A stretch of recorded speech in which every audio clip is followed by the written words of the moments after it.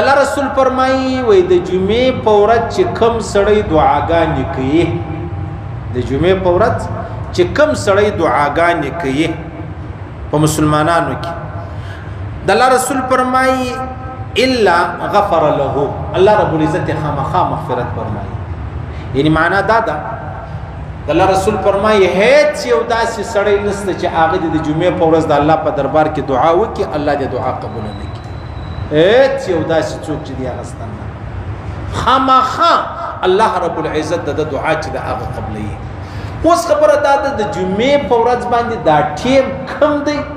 چې موږ دعا وکړو الله رب العزت قبول کړي تر ټولو ښه خبره خدا ده چې موږ مسلمانان یو موږ به د جمعې ټول ورځ په طلب کې د دې چې الله زما مغفرت وکړي چې سړی هر سات کوي رب غفر ورحم وانت خير الراحمين د الله رسول په یو مجلس کې ویل سلسل واره به ویل نو چې ما ته مسلمانان یو موږ د جمعې په ورځ دا خبر هر قدم پر هر موړ باندې کوو دا دعا قبول یو وخت د قبلې دو پکې به الله رسول فرمایي د بخاری شریف حدیث دی دغه د جمعې چې کوم مطلب ساعت دی وفيها ساعة لا يوافقها عبد مسلم وهو قائم يصلي يسأل الله شيئا إلا أعطاه وأشار بيده يقللها رواه البخاري ومسلم الله رسول فرمایي هغه د جمعې ورځ د پرمانځه ولاړ دی دعا وکړي الله رب العزت د دعا چې دا قبلې یعنی ما ته چې پرمانځه ولاړ خامخا د اخري التحيات کې اللهم ربنا اخو مجوای داغه څخه ما بعد ما ته مطلب د منځه بعد دعا وکړه یا حدیث کې راځي مطلب چې ما ته کله د ماجګل منځل رالو دا انتظار د منځ چې دی هغه د لکسې په منځه ولاړ د جمعې منځل رااله دا انتظار د منځه د لکسې په منځه باندې ولاړ په دا مابین کې سړی دعا وکړي الله رب العزت قبلې یا بل حدیث کې راځي پیغمبر علیه الصلاۃ والسلام فرمایي هي ما بين ان يجلس الامام الى ان تقضى الصلاه رواه مسلم هغه دا ټیم دی چې کله امام را لې پر منبر کښینسي د منځه تر ختمېدو دا مابین د دعا د قبلېدو دی دا مابین د دعا د قبلېدو دي سړی وکړي ټیم لږ دی بیخي لږ دی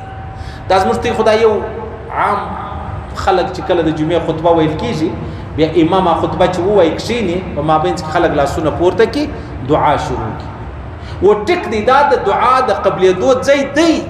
بالکل دی د امام د خطبې د شروع کېدو څخه ونسي د الله رسول فرمایي د لمانځه تر ختمېدو پورې دا د دعا د قبلېدو ځای دی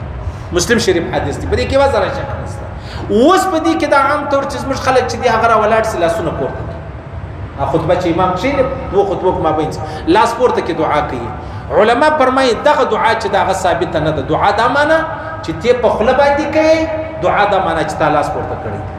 دا به نه کوي ټیک دی په ځړ کې کته خپل دعا وغواړي د دوه خطبو په مابین کې پروا نه لري په خله به نه کوي یا دغه ستر اولاد څخه د خطبه په مابین کې مطلب خطبه کې ته درود شریف وایي په ځړ کې پروا نه لري یو ذکر په ځړ کې وایي کې پروا نه لري لیکن ک علایده لاس پورته کوي نو بیا خو هغه د خطبه چې کومه توجه ده هغه ولاړه ختم شوله او کته په خله باندې دعا کوي ستا څنګه ته بل څوک دی کېدلی سي هغه خطبه او هغه خپل فکر چې هغه منتشر سي نو لہذا د جمعې د لمانځه د خطبه په مابین کې دعا وشتل جایز ده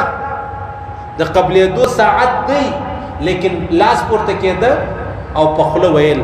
په خله ضروري نه ده لازمي نه ده دا ثابت نه ده دا خبره لاس م پورته کوا او د غسي په خله باندې د دعا م غواړه په ځل کې دعا وغواړه ځکه موږ د الله سره غواړو نو الله خو زما واست په هر رګ باندې آگاه دی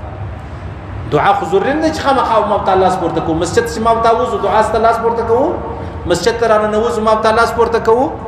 ډوډۍ خورما ته دعا کوو لاس پورته کوو ډوډۍ نو خړ لاس پورته کوو باتروم لرزو موږ دعا کوو مطلب لاس پر یو شی نستا صدای ځای نه دي چلته لاس پورته کېده ضروري دی وېکا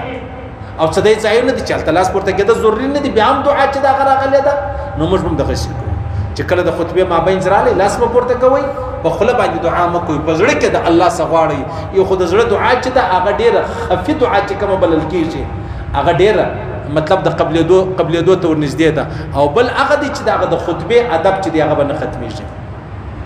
بیا په خطبه کې کښېنستل چې دی هغه ضروري نه ده عزیزانو چې خامخا به د تحیات په شکل کې ناست دي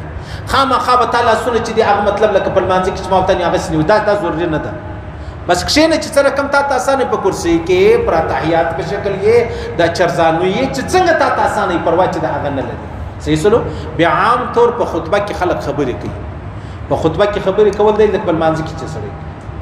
دا موږ کله خطبه وایي دا خلک یا میسجان کوي یا موبایلان کوي یا خبرې کوي یا چاته لار ورشي، دا غلط کار دی، دا ناجایز کار، دا رقم سړی نه کوي، بالکل به نه کوي. که راغلی نو پر هر قدم د میاشتې نه د کال د تهجد ثوابونه غواړي، د نفلي روزو ثوابونه غواړي، هغه کې شرط دا دی چې ته پر هغه ترتیب کوي چې څنګه الله او رسول ویلي. نو د قبلېدو ځای چې دی هغه د الله رسول فرمایي چې کله امام خطبې له راولاړ سو، بیان نه، بیان خو زموږ رسم دی، خطبې له چې امام راولاړ سو بیا کله اذان کېږي، بیا اذان اوس بیا خطبه ویل کېږي، بیا مطلب د هغه څخه ما بعد خطبه چې اوس امام کښېني بیا بله خطبه وایي. دا دوه اذانونه پخوا د پیغمبر صلی الله علیه وسلم په زمانه کې یو اذان، د ابوبکر صدیق په زمانه کې یو اذان، د حضرت عمر فاروق په زمانه کې یو اذان. دویم اذان چې کوم دی دا د حضرت عثمان رضی الله تعالی عنہ په زمانه کې شروع شو. حضرت عثمان رضی الله تعالی عنہ په زمانه کې د اول اذان دي چې موږ کوو، دا د په زمانه کې علاقه دراز سو پراخ سو خلک سره لري سو نه اوریدل چې راتل جمعات په تیر سوی وو، نو دا اذان دې د پاره چې د قانون مقانونه بند کې هغه بل اذان چې هغه د خطبه د پاره دی صحیح سلو. نو لہذا چې ما تا کله د جمعې پر دعاګانې کو د الله رسول فرمایي یو ساعت ستا، هغه ساعت معلوم نه دی، خو په هغه کې د دوه خطبو مابین زوم دی، د جمعې لمانځه بعد هم دی، د جمعې د لمانځه انتظار هم دی، د ماجګر د لمانځه انتظار هم دی، د ماجګر د لمانځه سما بعد هم دی، د لمر ختو څخه پټېدو څخه مخکې هم دی. دا ټول خبرې دي، خو موږ مسلمانان موږ به داسې نه کوو چې خپل ځانونه چې دی هغه غافل کړو. نو د الله رسول فرمایي ان فی الجمعه ساعه لا يسأل الله العبد فيها شيء الا اتاه الله اياه. نو د الله رسول فرمایي په دا ټیم کې یو شی وغواړي الله رب العزت یې درکوي. قالوا یا رسول الله اية ساعه هي، كم ساعت دی؟ قال هي حين تقام الصلاه الى الانصراف منها. رواه الترمذي. دا بل حدیث کې بیا د الله رسول فرمایي چې د جمعې منځل ولاړ شوي بیا د جمعې د منځل تر ختمېدو پدې و د ختمېدو خو خالد د برکات د جمعې منځ نه دي، سنت هم دی پکې، خطبه هم د پکې، دا مابین کې مطلب چې موږ دعا کوو هغه ټیم هم دی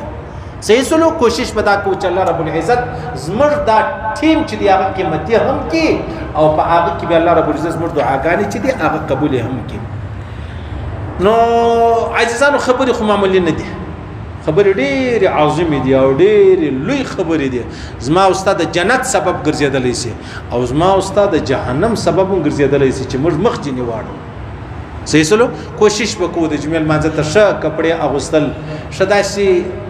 عطر لګول چې هغه بل چاته تکلیف پریشانی جوړه نه کې، بیا راتلل مطلب چاته تکلیف نور کول، بیا په اول وخت کې راتلل، بیا خطبه اوریدل په ډېر اهتمام سره اوریدل، چغې نه وهل، نارې نه وهل، موبایل خو مخ لره باندې خپل ذکر کوه، خپل فکر کوه، خپل تلاوت کوه. دا ډېره لویه ورځ ده، دا ډېره محترمه ورځ ده چې الله محمد رسول الله ته ورکړه او د محمد رسول الله او امت ته ورکړله. خیر عزیزانو الله رب العزت ویل اوریدل قبول منظور وګرځي. الله د خپل احکامات د جناب نبی کریم صلی الله علیه وسلم مبارک طریقې مشترا نصیب کې. الله دې موږ ته توفیق راکړي چې موږ د جمعې د لمانځه ډېر اهتمام وکړو او پر هغه اهتمام باندې الله رب العزت موږ ته وبخښي او الله رب العزت موږ ته توفیق راکړي چې موږ دعاګانې هر وخت کوو او هغه ټیم د دعا را باندې پیښ شي چې کوم د قبلېدو دی او ما ته په دعا یو الله رب العزت هغه دعا چې دا هغه قبول کړي هغه منظور کړي. بیا په دې خبره دا د عزیزانو چې کوم الله او رسول ویلي دی هغه زما استاد لپاره مطلب مشعل راه ده صحیح سلو. زما استاد لپاره خبره هغه ده چې الله او رسول ویلي، نه زما نه د پیر نه د مرشد نه د ملنګ د هیڅ خبرې نه چلیږي. که د الله او د رسول خبرې را ختمې شو بیا به راځو موږ بندګانو ته کښېنو. الله او رسول خبرې موږ ته نه دي را ختمې شوي، هغه برقراره دي، هغه قائمې دي، هغه دائمې دي. نو لهذا موږ به هغه ته ګورو، د هغه په رڼا کې به خپل ژوند چې دی هغه تېروو، نو بیا به الله رب العزت موږ نه ګمراهان کوي. خیر الله دې ویل اورېدل قبول منظور وګرځي. الله دې پر دې تور موږ بچان قریبان ټول عالم انسانیت ته پر دې تور مرګ ورکړي چې مري دا ویلا اله الا الله محمد